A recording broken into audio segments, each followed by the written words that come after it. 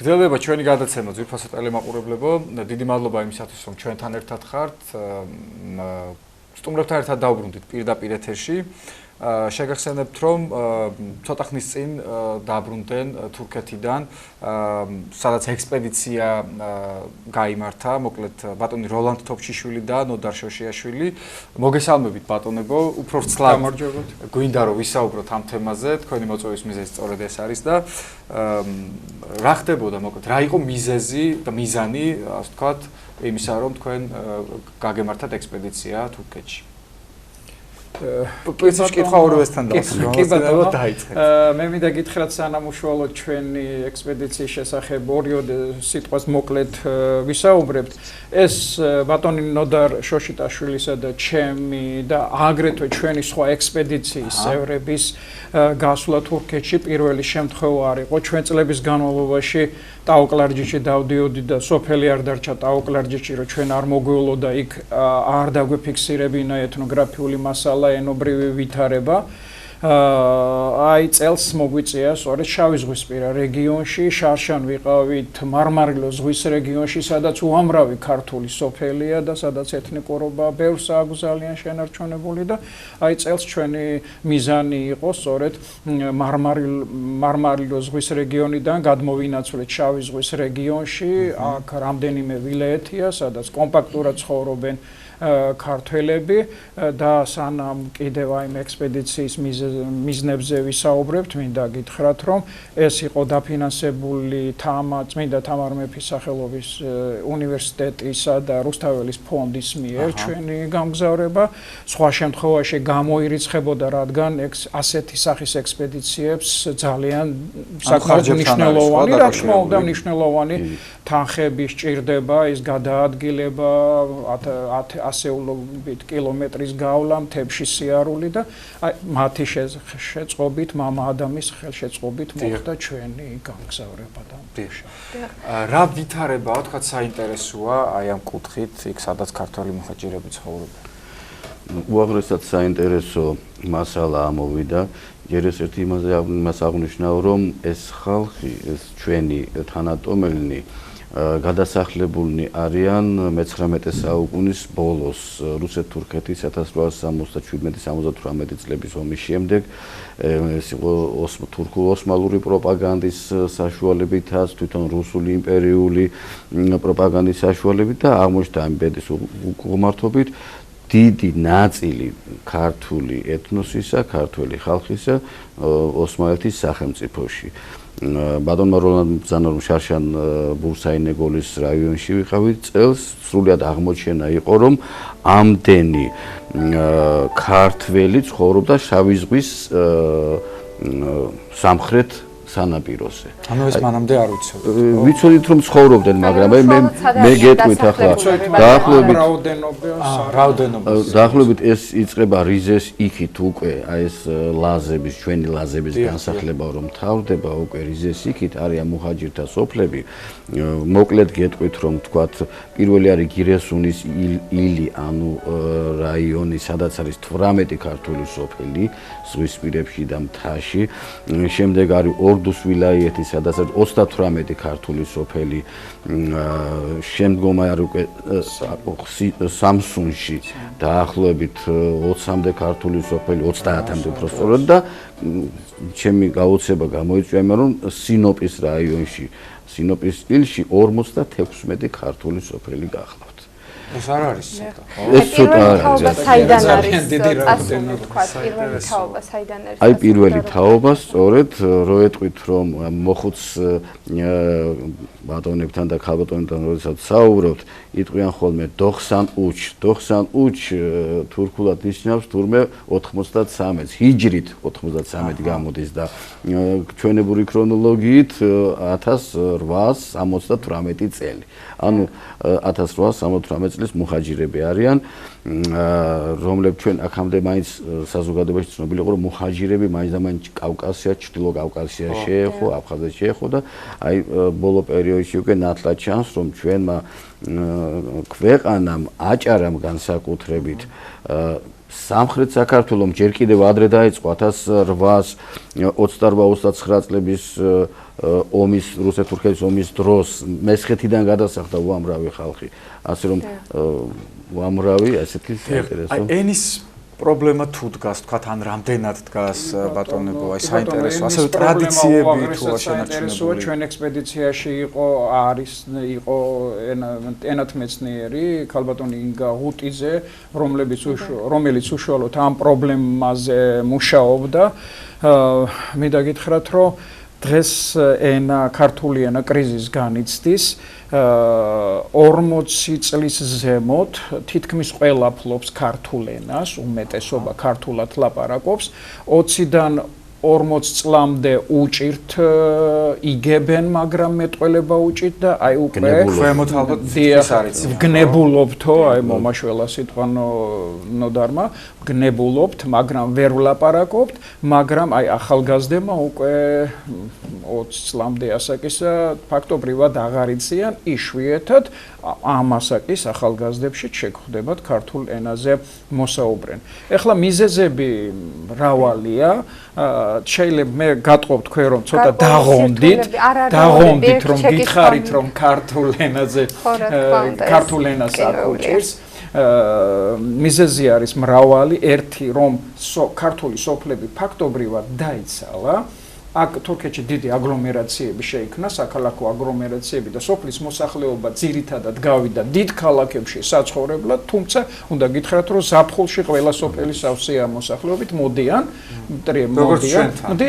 როგორც ჩვენთან და აი ამ თვალსაზრისით სწორედ ისინი, რადგან ისინი ბრუნდებიან ზაფხულობით, ნათესაობას ინარჩუნებენ, ქართველობას ინარჩუნებენ, ცდილობენ ქორწილებით დაამთხვიონ სწორედ ზაფხულის პერიოდს, როდესაც ყველანი მთელი ნათესაობა სოფლებში იყრის თავს, იმიტომ რომ ერთი სტამბულშია, მეორე იზმირშია, მესამე იზმირშია, კიდე ანკარაში არის. აი ესე იგივე ქორწილის საკითხით ძალიან საინტერესოა. ხომ მოგიწიათ რომელიმე ტრადიციები წელსარა, მაგრამ აი სამწუხარო წელსარა, მაგრამ ვიყავით დაპატიჟებული, მაგრამ აი სწორედ 2 დღის შემდეგ იყო ქორწილი, მაგრამ შარშან ვიყავით ინეგოლის რაიონში, ერთ-ერთ ქართულ სოფელ ჰაირიეში.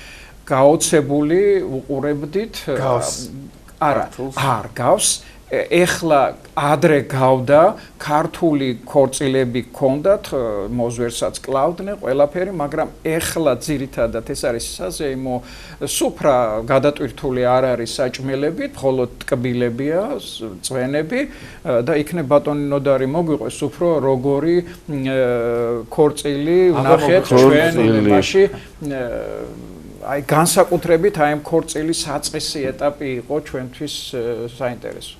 გვითხრით ბატონო.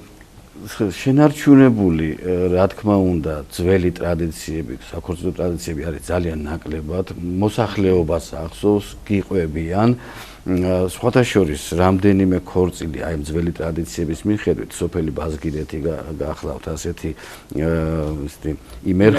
იმერხევში იქ აღადგინეს კიდევაც რომ ახალგაზრდობას დაენახა როგორი იყო რეალური ქორწილი მაყრების შეხვედრა მაყრებს შორის კამათი პატარძლის ასე ვთქვათ გამოსყიდვა ბჭყალებში მაზლების მიერ პატარძლის გამოყვანა და ასე შემდეგ თოფების სროლაც თქვენ წარმოედგინეთ ჩვეულებრივი დღეს ჩვეულებრივი ქორწილი ასე წარმოგიდგება დუგუნს ეძახიან თურქულად სალონებია სპეციალური დუგუნს სალონებში იმართება თუმცა აუცილებელი ატრიბუტია ცეკვა და ხალხი უყურებს თვითონაც მონაწილეობს არა მხოლოდ ესე მაყურებლები არიან და ამტკბილეულით უმასპინძლები არამედ თვითონაც მონაწილეობს ხორომს ეძახი ხორომი ხორუმის აღნიშნული ტერმინი საერთოდ სამობა ისამებთ სტუმრებო ისამებთ ანუ იცეკვებთ ჩვენთან ერთად ანუ მიიღებთ მონაწილეობას ხორომში ჩაებით ხორომში და აი ამ წრეში ხდება აი ამ ქალების და მამაკაცების ცეკვა ამ ბოლო პერიოდში განსაკუთრებით ინეგოლში და სხვა ისეთ კომპაქტურად დასახლებულ რაიონებში ჩამოყალიბდა ქართული კულტურის ცენტრები შეიქმნა ძალიან ბევრი ქართული ცეკვის ანსამბლებია და ჩვენ აი ამ სწორედ ბატონი როლანდი რასაც ამ ჰაირიეში ბატონი ახმედ მელაშვილის ერთ-ერთ სამოღვაწეო სოფელში ბატონი ახმედ მელაშვილი იყო იქაური ქართველი ილია ჭავჭავაძე, შენკრები. ჩვენ არაერთხელ ვისაუბრია ამ სტუდიაში. და აი ამ სოფელში ისეთი ცეკვა გაჩაღდა, არა მხოლოდ უკვე ხორომი, კლასიკური, არამედ ქართული სხვადასხვა კუთხეების ცეკვები, რომ ჩვენ ცოტა უხერხულ მდგომარეობაში ჩავარით, აქედან ჩასულება ესეთ ცეკვა ნამდვილად არ ვიცოდი. ბატონო, და მეურნეობის საკითხს რომ მიუბრუნდეთ, თქვათ, ანუ აი რამდენად შენარჩუნებულია ტრადიციები ამ კუთხით, თქვათ. რა თქმა უნდა, გადასახლდა მოსახლეობა უაღრესად მძიმე მდგომარეობაში. ზოგი გემით, ზოგი ფეხით, ზოგი ურმით, წაიღეს ის, რაც შეეძლო წაიღო, ბევრი დაიღუპა სამწუხაროდ ამ გადასახლების დროს და წაიღეს უმთავრესი სიმდიდრე, ის ჩვევები, ის ტრადიციები, რაც ოდითგანვე გააჩნდათ მეურნეობის წარმოებასთან დაკავშირებით. იქაც სწორედ პირველ რიგში სხვათა შორის შესთავაზეს ზღვისპირა ადგილები. ვერ შეეგუნენ.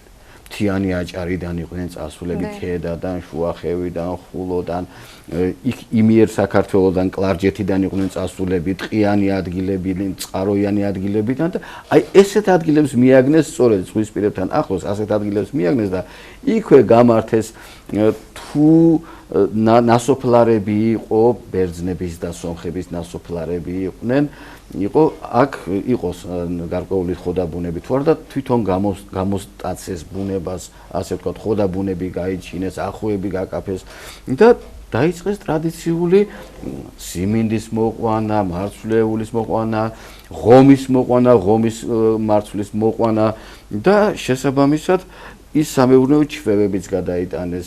იქ სადაც ღომი მოყავდათ საძიგველები გააკეთეს, იქ საძიგველებს ეძახიან ჩამურების საცეხვი, დღესაც არის შემორჩენილი ესეთი თავისი კაკუტებით, სხვათა შორის სასიმინდეები, ნალიეები გააკეთეს აქ. და სხვა ბევრი რა ვიწურებთ ჩვენი დრო. არ შემიძლია რაღაც არ თქვა ეთნიკურ ცნობიერებასთან დაკავშირებით, როდესაც მე ვთქვი, რომ ენას დღეს ქართულ ენას პრობლემა აქვს, ეს არ გამორიცხავს იმას, რომ ისინი ეთნიკურ ცნობიერებას კარგავენ.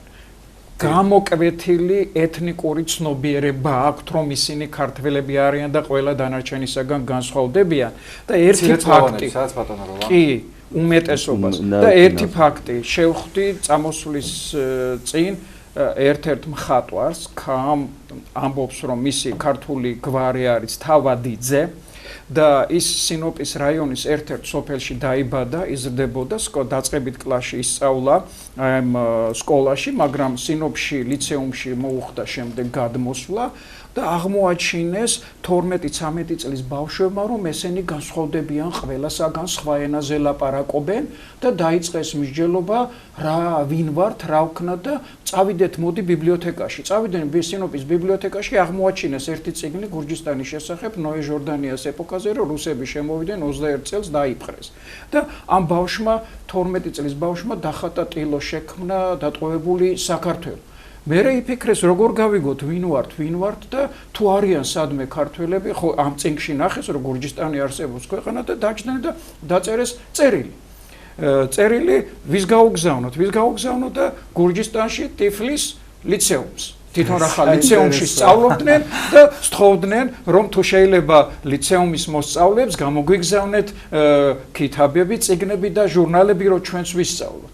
ერთი თვე ველოდებოდითო რომ მოგვივიდო და ის რა ქვიან პასუხი თბილისიდან და წიგნებს და ჟურნალებს გამოგვიგზავნიდნენ, მაგრამ დაგვიბარეს პოლიციაში და სასტიკად გაგვაფრთხილეს რომ ასეთი რაღაცა არ გააკეთო.